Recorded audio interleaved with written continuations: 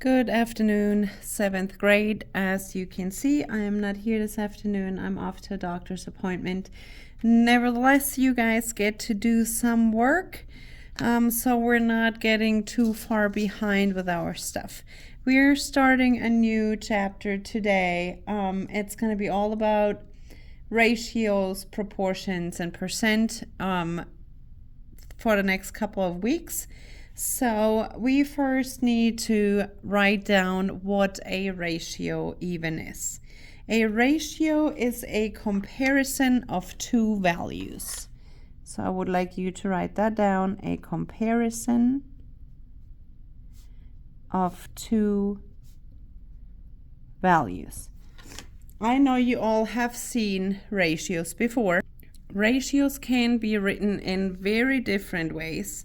We can say A to B and write it this way. We can write it in word form and say A to B. Or the most common, especially for our math class, will be in fraction form, A to B. Like fractions, ratios should always be written in simplest form. So we have a lot of simplifying to do for the next couple of days and weeks ahead. Remember, when we're simplifying fractions, we have to find the greatest common factor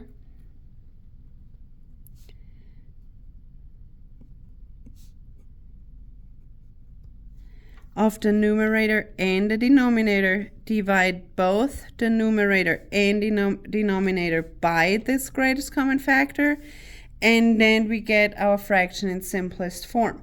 For example, 16 to 30, what is the greatest common factor of 16 and 30? Well, they are both even numbers, so I can say that a common factor is 2. So I divide top and bottom by 2. And when I do that, I get 8/15. Now, is this the simplest form? And how can you check? I want you to look on my wall over on the right side of my classroom. There are divisibility rules posted. They are a great help when we try to find a greatest common factor. But how do we know that we cannot simplify anymore? A real good indicator, not always working, but a good indicator is that numerator and denominator are odd and even. So if they are both even, I for sure could simplify by a 2 again. Or if one of them is a prime number and that prime number is not a factor of the other number, then you're also done as well simplifying your fraction. So this is all we're doing today. We're simplifying, but first we have to set up those fractions or our ratios. So order is very important when we set up our ratios. If I have 9 board games, 2 3 video games, then 9 will be in the numerator and the 3 will be in the denominator. I can simplify 9/3 by 3. If I divide top and bottom by 3, I get 3/1. Here is probably the biggest difference from just simplifying regular fractions. Ratios, I want to leave over 1. And since we also to write this in 2 different ways, I can say 3/1, or in word form 3/1. Yes, it is that simple for today. Let's skip around a bit. Let's go to number 5 together. 49 swimmers to 21 runners, which means the 49 is my numerator, the 21 is my denominator. Their greatest common factor is 7. So I would divide top and bottom by 7. So you get 7/3, or you can say it as 7/3 or 7/3.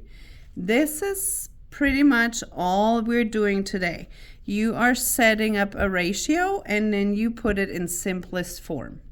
It surely doesn't stay that easy though. On the back side, here on number 9, you have to read well and think. Same for all of those applications. You have to make sure you know what order to go to. So for example, for number 10, a recipe for banana bread calls for 3 bananas for every 6 cups of sugar. What is the ratio of banana to sugars? So it's banana on the top to sugar on the bottom.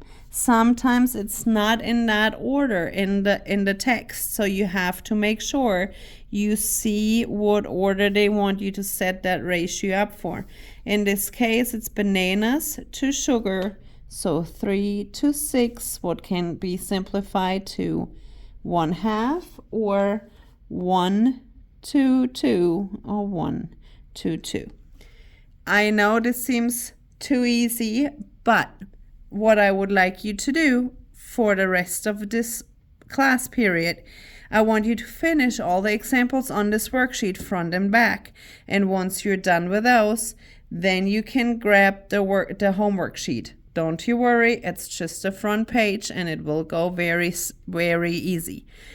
Just to make sure that you are correct, I will leave a key for those problems on this note sheet with the sub, okay? So make sure you check your work and you make sure you have it right before you move on.